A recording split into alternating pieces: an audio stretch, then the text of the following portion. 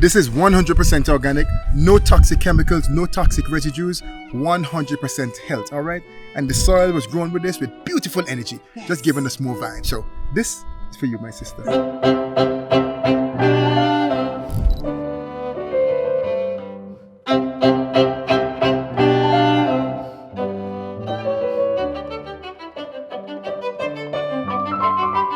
Hey guys, welcome to another beautiful episode of Slow, Intentional and Conscious Living.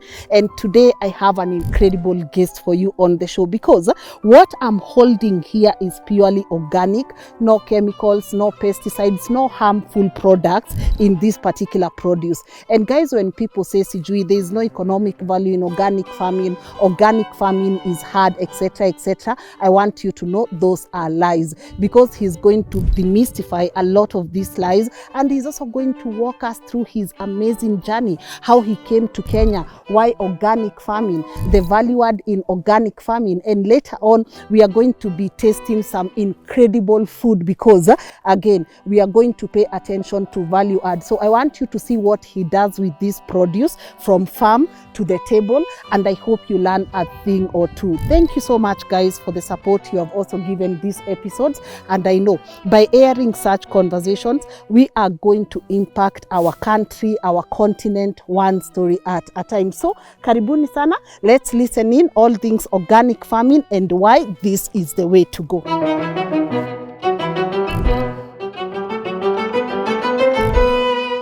Greetings, family. My name is Ammy Veggieman. I'm an organic agriculture consultant and a musician.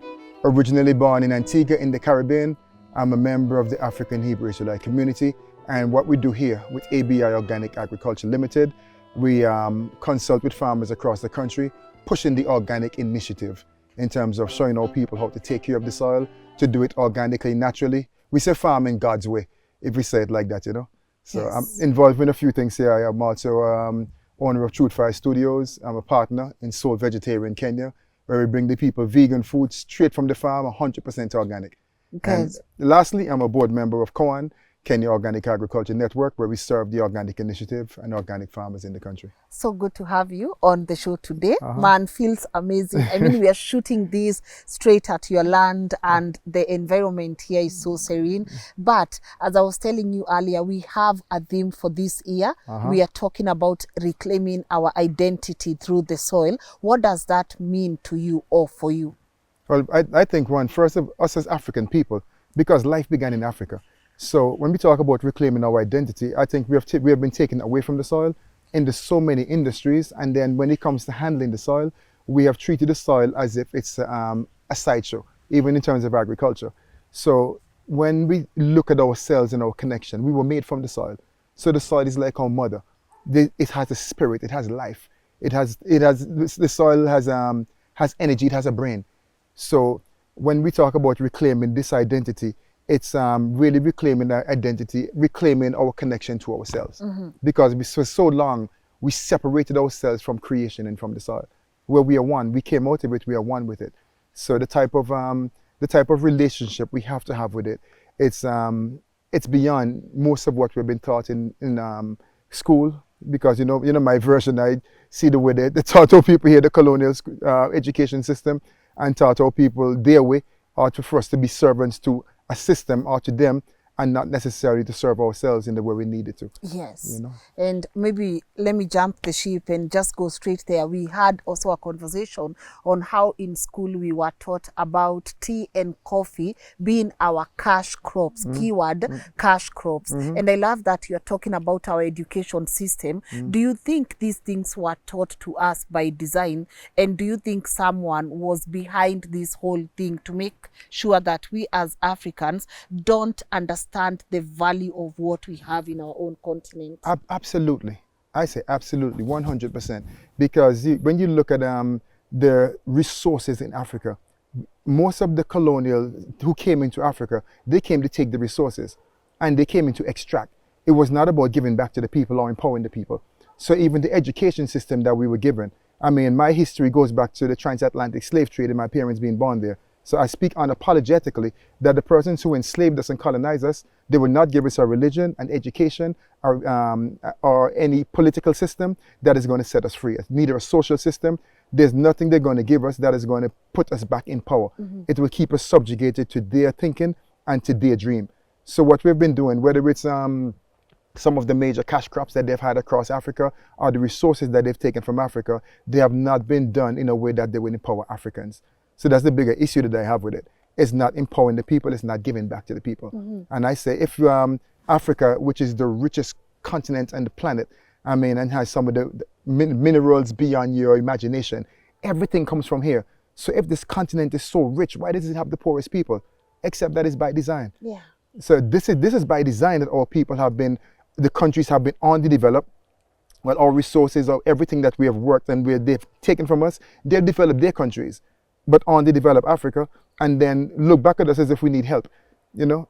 Yes, we need aid. We need aid. We died. We're so poor. They make it look like something is wrong with Africa, like Africa is the worst place in the planet. But the one thing, if I can say, Lynn, the one thing that I've observed is that Africa has been chasing behind the rest of the world, trying to catch up, whether it's in agriculture, whether it's in different types of technology, infrastructure, you name it, medicine. They have Africa in the back looking bad, trying to catch up from way behind. I mean, but if the rest of the Western world is going in the wrong direction, which they are going in the wrong direction, all Africa has to do is turn around, and it's in the lead because so much of our natural resources are still intact. So if we turn around to doing things the way we used to do it, where we didn't farm and kill the soil, where we didn't develop and destroy nature. So all it had to do is to turn around because the West is already in a mess. Yes. So if we turn around, we lead the rest of the world, and that's a divine intellect that we have. For you, maybe, when was the awakening for you that all these things are by design? And also maybe walk me through how you ended up in this beautiful country of ours. Well, I'll try to summarize. It's a long story, but I'll try to make it, squeeze it together. Okay. I mean, I grew up in Antigua. I was known as Lenny Fresh back in Antigua. I was a young entertainer, human beatbox, where I used to do the Okay. So I was in all of that. But anyway, you know, we grew up in the Caribbean, listened to dancehall and hip hop and all of that. And even though we were trained one way by our parents, you get exposed to society and you turn into the rude boy and, I mean, have no regard for life. Eat anything, do anything, wild, crazy, you know. So it was back in 1994. I was beginning to search, and I met a brother by the name of Itai from the African Hebrew Israelite community based in Israel, in Dimona. And when he began to speak to me saying, you know, you are the original people of the Bible? And I said, yeah. I said, explain to me. And I mean, and he began to break it down step by step, how we ended up in slavery, and this was because of our disobedience to God. And then breaking it down, he said, do you know that we are originally vegans, that we are designed vegan? I said, vegan how? He said, our teeth are like herbivores, your digestive system, and he broke it all down for me. But then over time, that led me to having to go to the community myself, because I wanted to see Black people living in Israel and, I mean, actually establishing a community. And believe it or not, our people were there. Not just a living vegan community, but a community being governed by the principles of the Bible, the creative principles, who have actually reclaimed our original Israelite culture. Not what you know today in terms of modern day Israel, but embracing our ancient African Israelite culture. That meant a lot to me, and that propelled me to continue to work in the community. Studied further in organic agriculture, which and I continued my music career as I go. So my life has been all agriculture and music and some vegan cuisine. Yes. But it was back in 2013 that I was in Israel. And my good friend and minister who's here with us today, he saw me. He said, Ammy, we need you in Kenya, because he was here drilling boreholes. And I was like, why me? He said, we know you love Africa. Yeah. Because back then I was looking for an inroad back into Africa, you know. And he said, you love agriculture. And I said, yeah, you know, I love agriculture. Yeah, I do. He said, and you love Africa. That's all I needed to hear, you know, Yes. because he knew how much I loved Africa and I wanted to be here. So I came in to manage our business we just started, which is ABI Organic Agriculture Limited, which still serves thousands of farmers across the country and has been one of the main drivers in the agriculture sphere, pushing the organic initiative along with the other stakeholders in the industry. So agriculture brought me here, music kept me here. Yay. Yeah. And now you're happy you're still here. I'm so happy I'm here. All right. I'm so happy to be here because Kenya has everything. You have the the first world, if they call it, if you want to call it that, in Nairobi, for guys who like the modern conveniences. And then the coast is where I love, because I'm from the Caribbean. I'm from Yes. Antigua. Yeah. You know, we swim, we go to the beach as often as we can. Good. So I get everything. And then the village life here, going into the village and really experiencing real culture. Whether I'm being hosted by Kikuyus, Luos, Maasai, Kambas, wherever I go, I get the Kenyan hospitality. And that's what I found now, that I feel myself in the people. You know, no matter what tribe, I feel myself in the people here. As it was intended to Yes, be. yeah. And one of the things I love about your conversation is your push for organic farming and organic farm produce. Could you walk us through that? And why do you think we as Africans right now are struggling to farm the organic way? Well, but let me say first, with modern technology coming into Africa in terms of the different types of irrigation systems and modern agriculture technologies, it came with a lot of deadly chemicals that a lot of these other countries wanted to get rid of.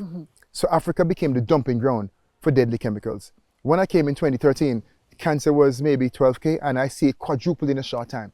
So I watched the cancer increase, and now checking and speaking to people, the only thing that it was changing in the environment was, one was fast food and so on and so forth, but it was the number of agriculture chemicals that were being allowed to be used in that space. So not only was it killing the soil, but it was also killing the people. Is killing the people. So that made our drive, our initiative even more aggressive, because we said we have to get to our people. Because you look up and we'd have lost so many lives unnecessarily because we were deceived to thinking that we have to use these deadly chemicals to get your increase. For example, in the maize industry, I've traveled around this country. I mean, from almost every county in this country. And for those who are growing maize, they all tell me the same stories. We used to have like 30 bags of maize not so long ago. Now we barely getting 8 bags and 10 bags. Yes. And they've all done the same thing. So I say it's almost insane to see how the maize production has decreased, which means that the land has been compromised. So if your land is being compromised and you're still putting the same chemicals in, that means that something is wrong with those chemicals that you're putting in the soil. So you look at the significant decrease in production. Then you also see the depletion in the land becoming hard. Because what happens when someone is farming and they're putting these deadly chemicals in the soil, what they're actually doing is depleting the value of the soil and the nutritional potency.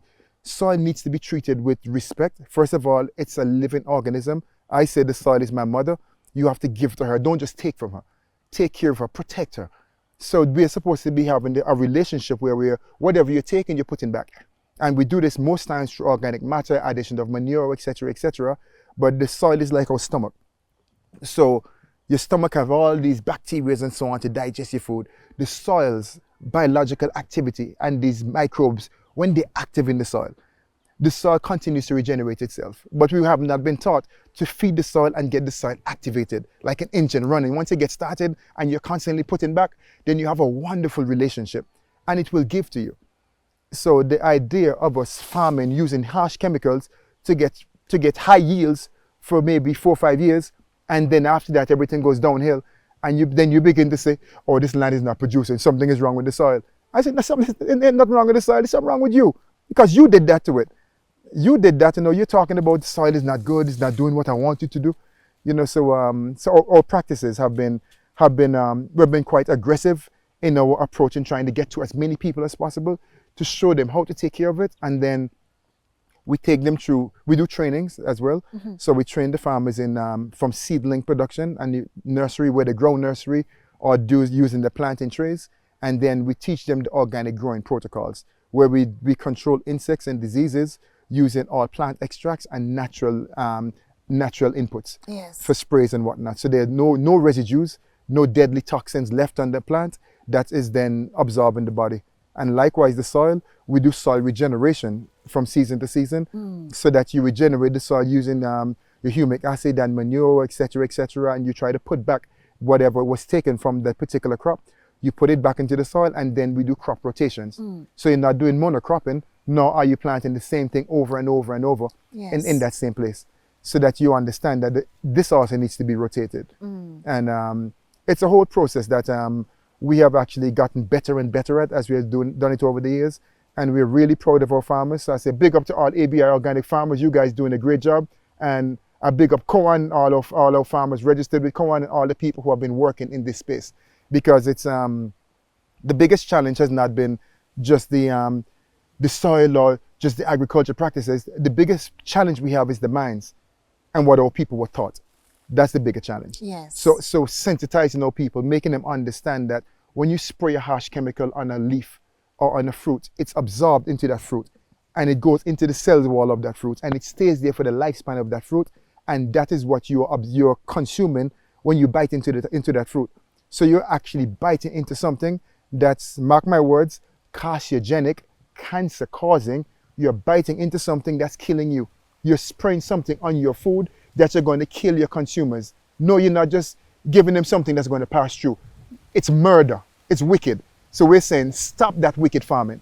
And I said that unapologetically, it's time for us to stop the wickedness. If we really love each other, let's protect each other and do that right. So versus using chemicals that are going to kill you. Yes. Why not return to the ancient ways? So one of our things that we say in ABI Organic that we repeat over and over, we say we use modern technology but ancient wisdom. So we use greenhouses and irrigation systems and so on and so forth, but organic inputs. And then the way you treat the land, our biggest slogan that we carry with us everywhere we go is love the land and the land will love you in return. Love it. Yes. So love the land. Love the land. And the land will love you in return. Yep. So it's not about not using modern technology, No. but using it, but also incorporating the ancient ways. wisdom. Yeah. I'm looking at your farm here. We are in your farm in Kitsuru. I know we are going to your farm in Limuru as well. Could you walk us through some of the modern, I know you've mentioned greenhouse and the irrigation system that you're using, but could you also maybe walk us through how you're integrating the ancient ways into these farms? Okay, so what we do, for example, when we are growing, when we are growing anywhere we're planting, we make sure that the soil is properly dealt with. So we bring the manure in and we treat the soil to make sure the soil is active, the soil has nutrients. And then as we are raising our seedlings, we spray natural inputs. That is going to be like natural NPKs made from plant extracts. So as we continue to grow these plants, every single thing that we use to protect the plant from diseases or insects are all natural. And we don't just do it in a spray, kill everything. Because the ancients never farmed like that. We understood that we had a relationship with nature. So we do a preventative spray regimen, for example, where we're spraying natural neem or pyrethrum or garlic on the plants, extracts. And you spray those as a preventative. So when the bees and the bugs pass by, Yes. they will smell it and they won't eat all your fruits, they won't eat all your leaves. And periodically they can still go get pollen and do what they do and still live. But if you're farming and you're killing all the bees, you have a problem. If there are no insects, it's a problem. If there are too much insects, it's a problem. So the most important thing is to have it in balance. And that's what organic agriculture teaches us, that we are to have this thing in balance where we're not just trying to kill everything. So the ancient wisdom that we bring is using what's from the soil, what's from nature to balance nature. Yes. So whether it's insects, whether it's diseases, we are balancing all of this using all natural mechanisms. So, and then we also show our farmers afterwards, we show them how to use different types of whether it's spring onions, marigold, etc., we use those as intercrops. So when you even harvest cutting those onions or in most of the real aromatheric type herbs, you intercrop with them and they reduce the number of insects on your crops. Yes. Because if you're spraying something deadly and the insects don't want it, you shouldn't want it. If the worms don't want it, you should not want it. See, the caterpillars and the what you call it, the moths and whatever don't want it, you should not want it. Yes. So it's so important that we understand the way our parents did things. It's not so much that we had to change what they did. We just had to evolve and modify. So bringing in the irrigation systems where we can now design the farm where you maximize the land space, and you can do even a more acute calculation of your harvest. So you know you're going to get this amount per plant, this amount of yield per bed or per crop or whatever. So you can do nice calculation. So you can operate in the commercial space, but you're not killing yourself. You're not killing the soil, and you're not killing your consumers. Yeah, you're not killing your people. Yes. A challenge that I've experienced with people who want to try organic farming is they say the commercial side of it is not appealing, right? How have you managed to make it work for you?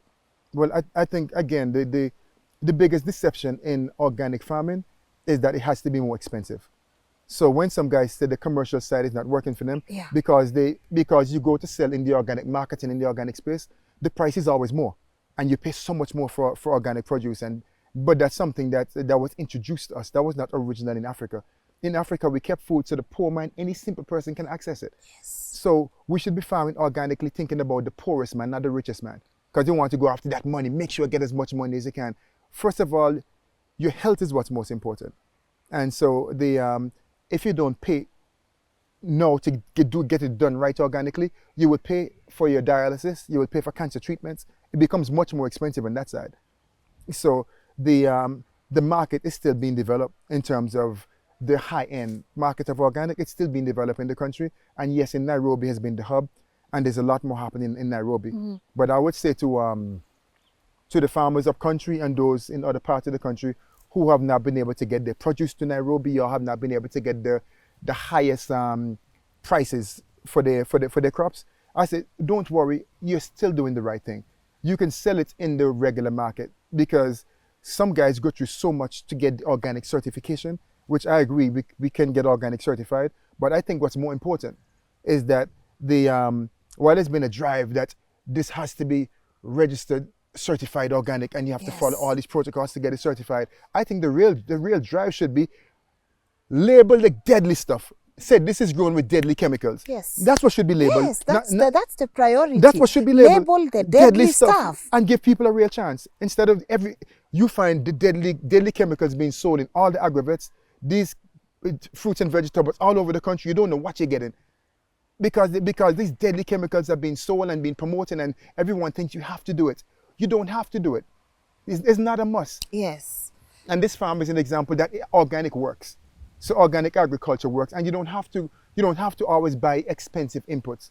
You can, if you want to go real local, the Kenyaji way, you can pound some neem, you can crush some garlic, you can get some aloe vera, you can get your Titonia and mix it to make your compost. So we teach people how to make your own compost, how to make your natural, control the insects and disease using what's available within the resources you have available in your environment. Good. Yes, it doesn't have to be what someone else is telling us, because it's been overhyped and overrated, thinking that it has to be expensive when it really does not. Yes. So. We've also had some people say, you know what, there's no money in agriculture.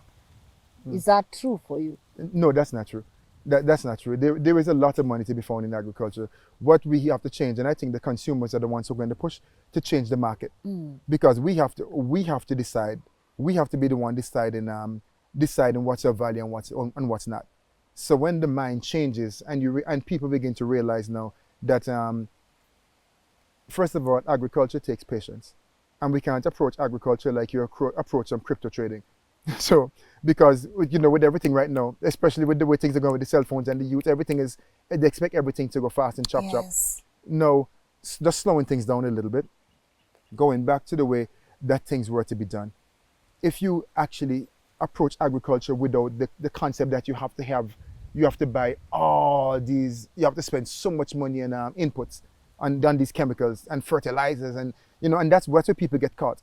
You think that you have to put so much money in fertilizer that it becomes expensive, because one, someone told you that you need all these deadly chemicals for your farm to be productive, so you get some quick returns.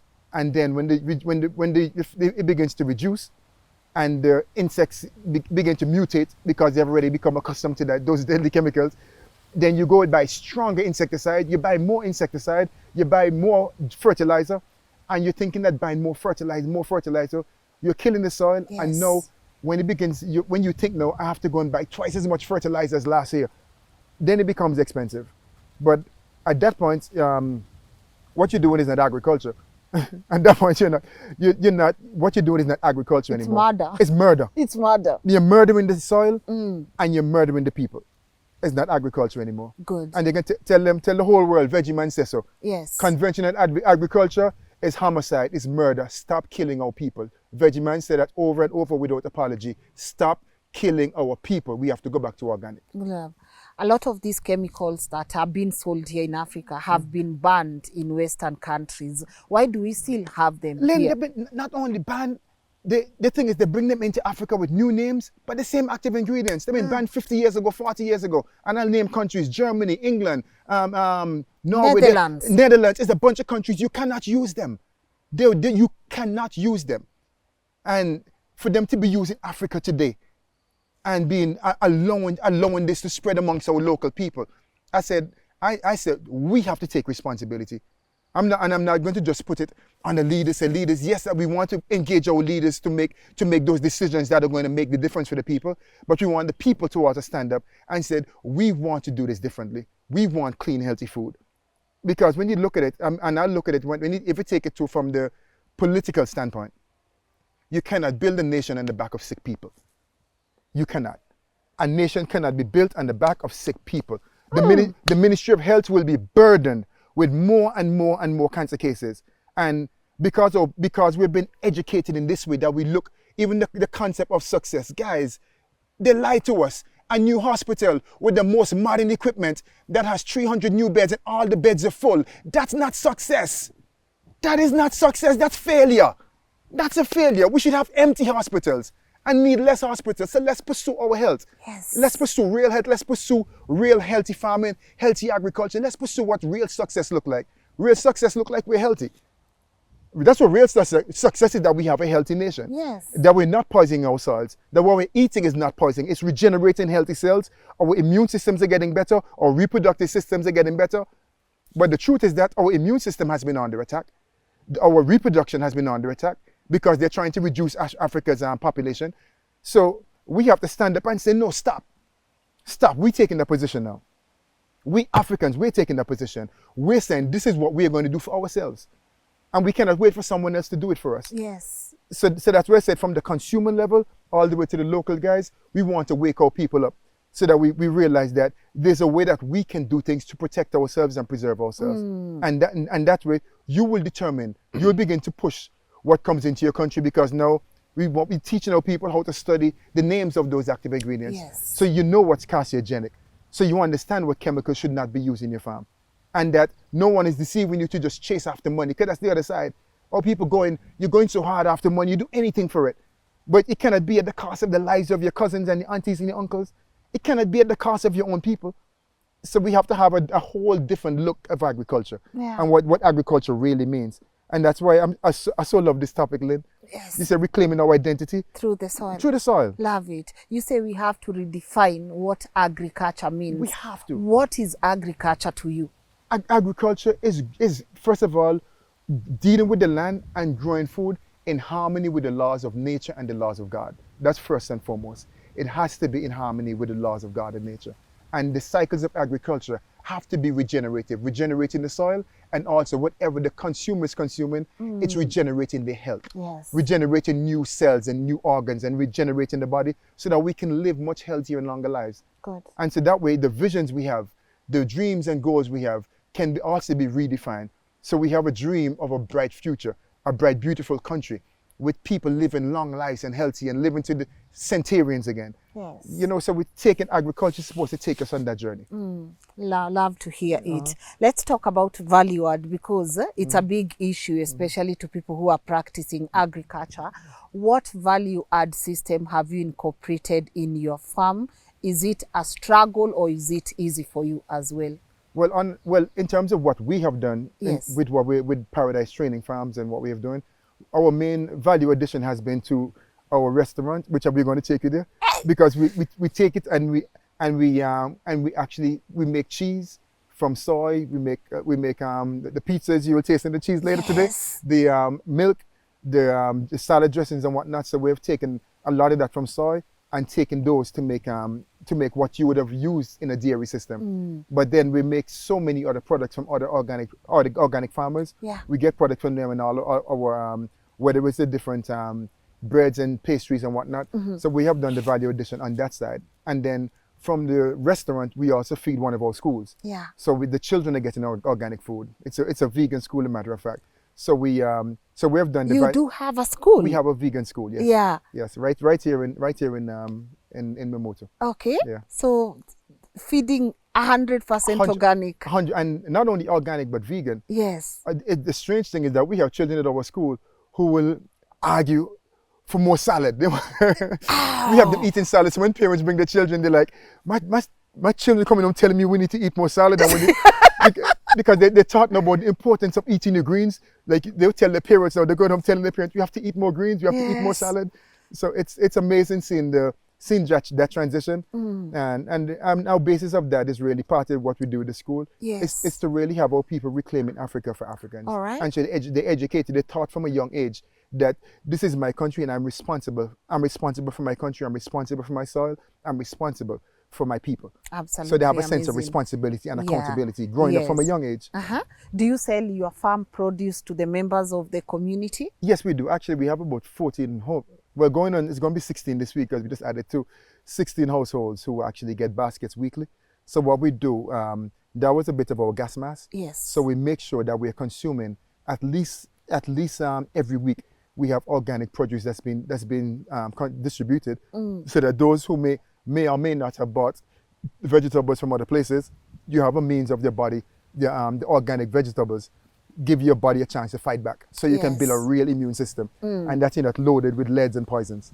So we distribute to 16 families, and we also send the vegetables to the school and to the restaurant. Okay. We are training our people in organic agriculture and organic agriculture crop protocols, so that our people learn to do it for themselves. Yes. Because many times you've seen what happened over the years. People have come with modern technologies and the knowledge was not transferred. You come in and whether you're building roads or whatever you're building, we want the knowledge transfer to pass on so people can do it for themselves. Yeah. So with the irrigation systems and the different types of agriculture technologies, we want all people to learn to master all of this. In terms of organic agriculture, crop management, we want all people to master it. So we train trainers so that trainers will go on to pass on this knowledge to their families and to the communities, the neighbors. So the trainers are training other trainers. Good. So that's the main focus, and training farm managers to do the right thing in terms of making sure that whoever decides to go organic, that you have a success story. And there's another observation I've made. Maybe you can help us with this. They keep saying the world is overpopulated. We can't be able to feed one another. Do you believe in that? No, absolutely not. The world is not overpopulated. Those are lies.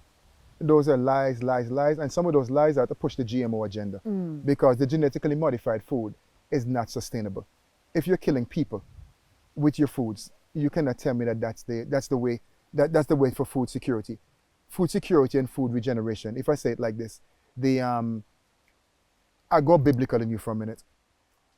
Every seed in the Genesis, when God said, I give you every seed and every herb-bearing seed and fruit with seed in it, the word seed is mentioned over and over and over, simply meaning every plant is supposed to reproduce itself.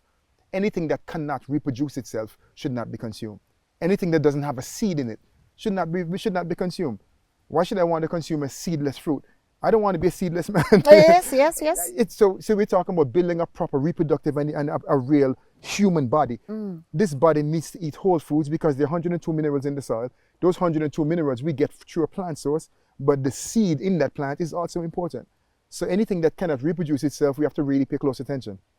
It's a compromise. Yes. And likewise, when you talk about conventional farming, when they say the earth shall not yield its increase unto you in the Bible, I said the earth does not yield its increase to conventional, synthetic, and wicked farming, because agriculture practices that kill the soil, even the earthworms and all the microbial, everything goes deeper and deeper and disappears from that land if you're putting chemicals in the soil. So you get less yields, less nutrition, so everything is reduced. So in terms of now talking about doing whether it's GMO or push some harsh chemicals for a season to get some high quantity, what about the quality? What about the quality? There's the minerals and vitamins consumed in a fruit, in a mango, in a banana, in your skooma, your moringa. What's in it? It needs those minerals from the soil so it can produce its most potent self to give you the most potent nutrition that you need, so that you can have a potent functioning system. Yes. And your body, just like the soil, regenerates itself. When it gets what it needs, it's in a regenerative cycle also. Yes. So We are not overpopulated. So no, and back to the population, Yes. definitely not overpopulated because you look at the ancient world up to now, and this is the generation that have done more damage to the world's systems, the environment, and anything more than any other generation before. Poisoning water, poisoning this, poisoning. I mean, you talk about poisons. I know global warming, as they say, but it's a season that we've seen more damage done to the earth than any generation before. So what's really overpopulated are the cities. You have overpopulated cities, not the world being overpopulated. And that's because people have been deceived to come and flock the cities for a better life. And they have forsaken the lands, forsaken the villages, where you have so much land and so much need for further development. But like I mentioned before, when Africa turns around, it will lead, because we have all these places that are still preserved. So when we begin to change the mind of our people, the more people wake up and realize, hey, let me go back up, let me go to Oshago, Yes, and please. develop this in a Yes. natural way. Yes, please. Yeah. Because what you're mentioning is very important. I find it very ironical to say an African country has a housing problem. Concentrating so many of us in the cities, making us think that there's a shortage of where we need to live. But look at all our lands, right? But then I had a guest here the other day, and she told me, Lynn, we are leasing the best of our lands to multinationals. They are coming, they are damaging our soil, and then they leave with all the profits. But then the narrative that our politicians are pushing is that we have a housing crisis. Can you imagine Africa with a housing crisis? Oh no. It's like imagine Africa with a food crisis. Yes? Yeah, so the thing is, I think the biggest problem we have was that colonial education, because they taught us to go after their dreams and their visions, and if I say that to you in terms of coupling with what you're saying, because there's so much room to develop a country, there's so much room across this entire country. I've traveled this country and I've seen so much land, and there's so much room to develop. But if someone told us that this is what you have to do, this is who you need to become, so we have an image. We have an image of who we need to become, things we need to get, a materialistic mindset. So we're going after these things, we're going after that vision. But that was not an African vision. Even in wherever we were, whether we found ourselves in Africa or in America or in the Caribbean, they said we were free from colonialism or free from slavery. We're independent. But we continue to run on this hamster wheel, pushing the narrative or living someone else's dream. That was not the dream we had for ourselves. That was not our vision. So we're chasing after his dreams and his visions, and it does not benefit us. We have to design one for us. Yes. We have to design a vision, a dream, a focus, a goal, a direction, an education system, a political system, whether you want to say religious or spiritual practices. We need to go back to some of what we used to do and take back up what we had, and then we can build forward in those. I love it. And it's happening. You're doing it. I mean, people like you are setting the pace. Other people that we've hosted on the platform, they are setting the pace. So it's possible, it's doable. It's possible, because this is a new day. And we live in a new day. So this is where the paradigm begins to shift. And Africa is turning now. Africa is turning. It's a new day. Africa is waking up. And you're going to find pockets of people, not just in Africa, but across the globe, who are now waking up to realize, we have to do things differently. We cannot continue to kill ourselves, kill. I said, time enough, finish with the killing, And then the concept that we're poor. I was talking to someone last night, and we were talking about the fact that any country that you have their edible vegetables being grown wild on the side of the streets should not have a food distribution problem. Yes. Should not have any poverty. Should not have any hunger. When you have wild indigenous food, edible foods growing on the sidewalk, fruits falling off the trees. If fruits are falling off the trees, that means that this thing about poverty it's a construct as well. It's a construct, because you made the thing that you're poor when fruits are falling off the trees. But in terms of now money, yes, everyone needs money, but the biggest problem with the money thing is the distribution. Yes. The biggest problem with the resources is the distribution, because you have a few up here holding everything for themselves, and you have the massive down here suffering. You're deceiving them with the miseducation, and then you got them suffering, thinking they need to chase after jobs versus using the land that they have anywhere to create more jobs and create more more opportunities for Good. themselves and for the upcoming Yeah. generations. You know what else I think is by design? Lack of investing in value addition. I mean, the way you're saying, we have so many things that are growing. Yeah. I saw an image on X the other day, mangoes that were rotting, I think in Ukambani. Just yesterday, as we were going to do something in Oloitoktok, tomatoes were all over the road, you know. These are things that are rotting, things that we can add value to. Yes. I honestly believe that is by design. It's by design because not only is it rotten, but then we turn around and import products from other countries. Yes. You import in. We shouldn't ever have to import tomato paste, and you said tomatoes from everywhere. Mango juice? And mango Really? juice and dried mangoes, you name it. We should be exporting what we have, not importing anything. Yeah. So there's so much that we have here. And I think with some of the efforts, and I commend the efforts of those who have already started. Yes. And I always go back to saying big up to Cohen because they've been pushing the initiatives and helping farmers, whether in Marango, in Machakos, and in several counties, Yeah. to begin to do some processing of fruits and vegetables and beginning to turn the tables. Yeah. So we want to see more of this happening. And I hope on this show we really get to tell our people, encourage our people to go and invest in what you have, use what you have. Use what you have to make it work for you. Yes, love it. I want to give you this opportunity to talk to our people about the community that you have here. I see you surrounded by your friends here, just supporting you and bigging you up. A lot of unity happening even in your life. But so could you please talk to our people about the community, and also if someone would want to come and be trained on organic farming, how can they go about that? This is your moment. Okay. Well, we have I'm originally, like I said, born in Antigua in the Caribbean. Yeah. So I always say big up to Antigua Massive every time. Antigua Massive and Jamaica Massive and the Caribbean crew and the Barbados Massive, Trinidad. I always have to big them up because that's where I'm born, you know. Yes. So I can never leave my people out. And I'm a member of the African Hebrew Israelite community. I'm one of the representatives here, and we have worked with several communities across the continent. Here in Africa, we work with the Christian community, with the Rastafarian community. Yeah. We work with the brothers and sisters from the Nation of Islam. So we're not closed in terms of if you're not a Hebrew, we're not working with you. So we work with several communities, and our focus has been particularly for the youth to educate them in organic agriculture. So we're actually launching our training center in Limuru, where we're gonna begin with the 2-week courses on the 3rd of April. So those of you who are looking, listening, and we'll share the information on the screen. Yes. 3rd of April, we're launching our 2-week courses. For those of you who want to come, you can call the numbers you see here and plug into the email so that you can plug in and be trained it's a masterclass in organic agriculture. It's 2 weeks. We have accommodations on site. So it's going to be a real beautiful experience for those who want to come and be trained, or you want your farm managers trained. Plug in. We're doing that. It's in Limuru. Then we also launching a 2-day. Well, this 2-day course has been ongoing. Yes. So that also from the 3rd of April we're picking up again.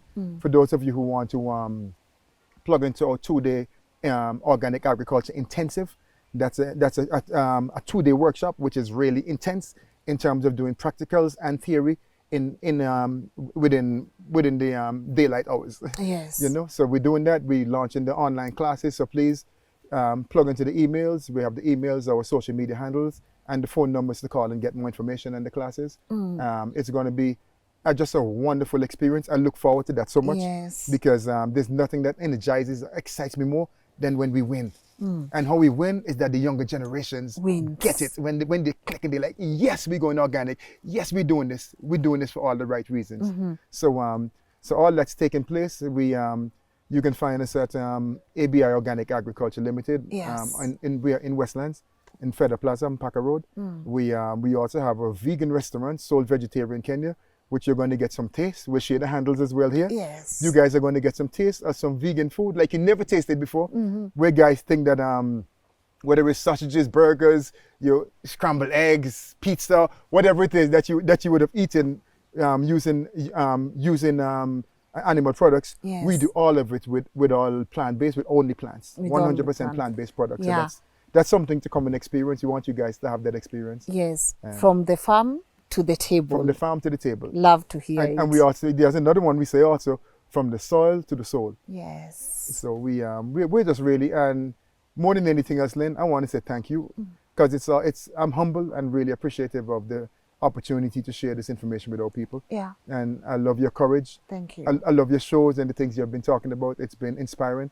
Even my family at home, we look at your shows. You know, we always commend the fact that you have not invested your time and energy in no foolishness. And that's what I say as the if I talk about the veggie man in the music industry, I said no wickedness. We respect women, we raising children with proper principles, and we showing our people the right direction to go in all things. Good. So, Love it. Thank you for that. Mm-hmm. Truly honored. You always exude this very beautiful energy. Awesome. And as you've said, we are about to go have some great food, guys. I know you've been seeing a few snippets on your screen, but now we are going to go for the experience. But even before we go there, any parting shot to our audience? What would be your final words to anyone that is watching? Anything that you feel like you've left out? Here is your moment before we move to the restaurant. Anything I've left out, I Yes. tell them, don't tell me, don't say that. Don't tell me, don't do that. Cause I just must express myself and give the world what I got. Don't tell me, don't say that. Don't tell me, don't do that. Cause I just must express myself, give the world just what I know. Yeah, man. so expressing myself, people. Yes. I said, choose life. Anything you do, choose life. And like I said, my position is not a religious position. My position is very spiritual, but it's also very cultural. Yeah. Choose life in your dietary decisions, what you're going to eat. Choose life in what you're going to sing. Choose life in what you're going to plant, how you're going to govern your lands. Choose life in how you govern your family. Choose life even in the skin, whatever you put in your skin, your shampoo, your skincare, everything. Choose life because a lot of things have been weaponized, especially for us as Africans. And I'm not racist in the sense of I hate other races, because I have a lot of friends. I love people from other races, other backgrounds. I have deep love for them. But we have been under attack. Our food systems have been weaponized. Yes. Like seriously weaponized against us. So I'm saying no, let's stand up. You can't be afraid. You can't be afraid to live.